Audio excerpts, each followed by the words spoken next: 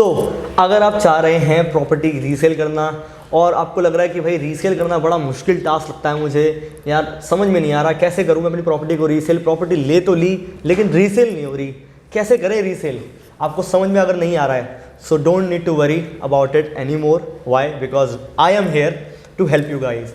ठीक है, तो आगे बढ़ते हैं। कैसे हेल्प करने वाला हूँ, आपको एक QR कोड दिख रहा होगा, इस QR कोड पे आप स्कैन कर सकते हैं अपने फ़ोन से, अपने दोस्त के फ़ोन से।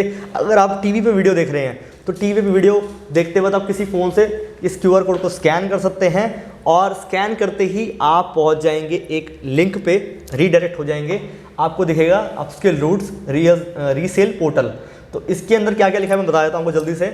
इस फॉर्म को भरने में आपको 4 से 5 मिनट लगेंगे, दैट्स इट। और आप टेंशन फ्री हो सकते हैं बिकॉज काफ़ी सारे लोग इस फॉर्म को भर रहे हैं और काफ़ी सारे लोग ईजिली अपनी प्रॉपर्टी रीसेल कर पा रहे हैं। कैसे, उसके बारे में आगे बात करेंगे, पहले फॉर्म भरते हैं। ठीक है, फॉर्म कैसे भरना है, एक और चीज़ नोट करने वाली बात है, यहाँ पे लिखा मैंने, देखो, important note for the regular real estate investor. जो लोग हैं जिनके पास एक यूनिट नहीं है रीसेल करने के लिए, 5-6 यूनिट्स हैं, लेट्स से 3-4 यूनिट्स हैं या 10 भी हैं, तो वो कैसे भेज सकते हैं। तो ये जो फॉर्म है इसको आप बार बार भर सकते हैं कि भाई जैसे मेरे पास अगर M3M कैपिटल में प्रोजेक्ट में 1 यूनिट पड़ी है तो मैं एक बार इस फॉर्म को भर लूँगा।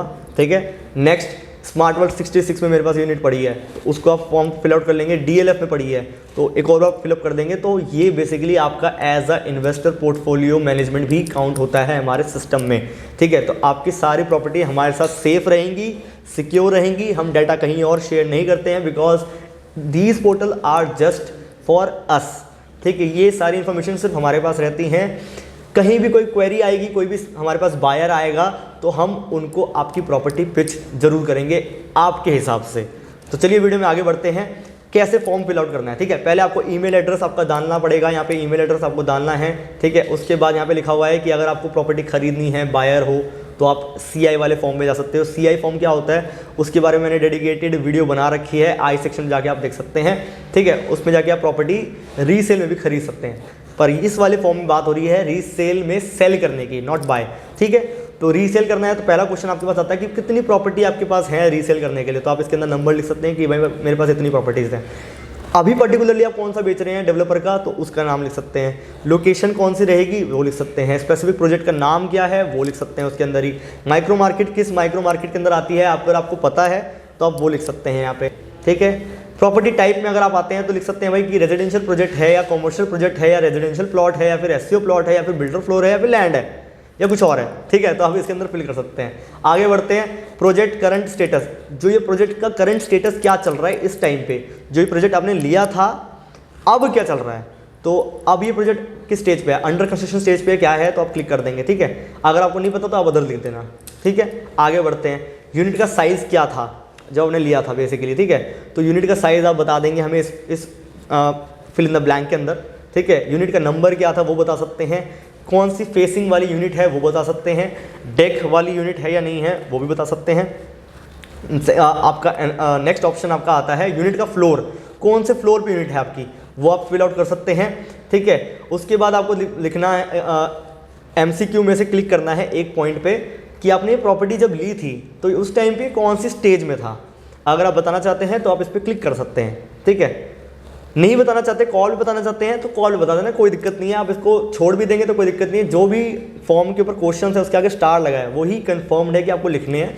नहीं लगा तो इट्स योर चॉइस, आप चाहे तो कॉल पे भी अगर आप कंफर्टेबल हैं तो वहाँ भी बता सकते हैं। ठीक है, आगे बढ़ते हैं, पर स्क्वायर फुट रेट उस टाइम पे क्या था जब आपने प्रॉपर्टी ली थी, तो उस टाइम पे पर स्क्वायर फुट रेट क्या था या पर स्क्वायर यार्ड रेट क्या था। अगर लैंड्स की बात हो रही है तो आप वहाँ पे लिख सकते हैं इस फिल इन द ब्लैंक के अंदर।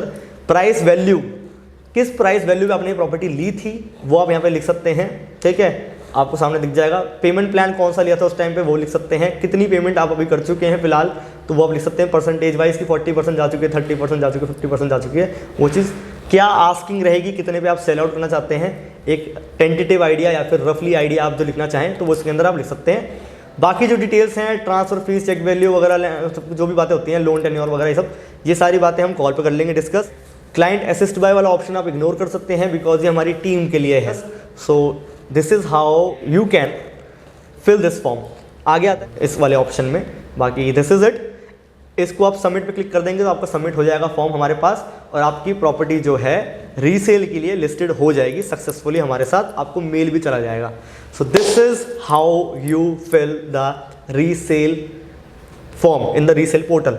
सो आई होप आपकी हेल्प हो सके इस फॉर्म को भरने के बाद, एंड आई रियली प्रे कि आपकी प्रॉपर्टी जो है वो जल्द से जल्द रीसेल हो पाए, ताकि आपको बहुत जल्दी वैल्यू मिल सके जो आप चाह रहे हैं इस प्रॉपर्टी से। सो इसी के साथ इस वीडियो को एंड करते हैं। और भी काफ़ी सारी यूजफुल पोर्टल्स हैं हमारे सिस्टम में, आप उनको चेकआउट कर सकते हैं। उसका लिंक आप कमेंट सेक्शन में देख सकते हैं, आई सेक्शन में वीडियो में डाल दूंगा, जो भी और अदर प्लेटफॉर्म्स हैं जो कस्टमर्स और इन्वेस्टर्स के लिए सेंट्रिक बनाए हुए हैं हमने। और यही है, इसी के साथ वीडियो को एंड करते हैं।